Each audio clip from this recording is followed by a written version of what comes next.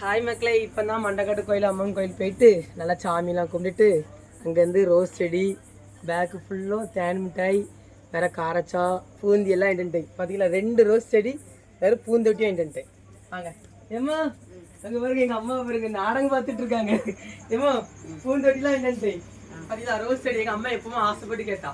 Phone அடிச்சாச்சு, நான் கோயில் பண்ணேன். எங்கள் அம்மா ஃபோன் அடிக்கா, அது வேலைக்கு போயிருந்தாங்களா, எப்படியாவது ரோஸ் செடி வாங்கிட்டு ரோஸ் செடி வாங்கிட்டு நாங்கள்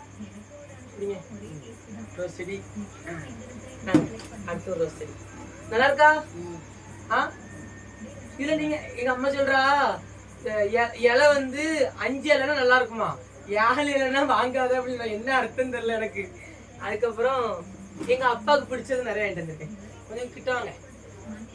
7 இலை இல்ல, 5 இலை இருக்கு.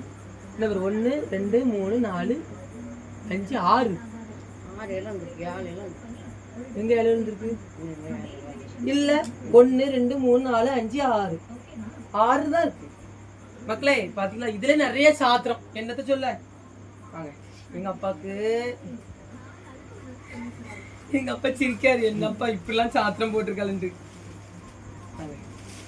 பாத்தீங்களா இது வந்து இனிப்பு காய்ச்சா, இது தேன் டாய்.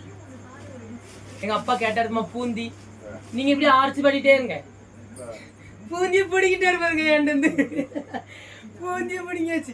எங்க அம்மா இன்ன வரைக்கும் 7 இலையா 5 இலையா 7 இலையா 5 இலையா கணக்கு பார்த்துக்கிட்டே இருக்காங்க. கீழே பாருங்க, இங்க பாருங்க. என்னத்த சொல்ல, இப்படி இருந்தா செடி என்னைக்கு வளரும்? எப்படி இருந்தா செடி நம்ம தான் தண்ணி ஊத்தி வளர்க்க போறோம். அதுதானே? 7 இலைனா பூக்காதோ? 7 இலைனா பூக்காதான். எத்தனை இலைனா பூக்க போனா? 5 இலைனா பூக்குமா.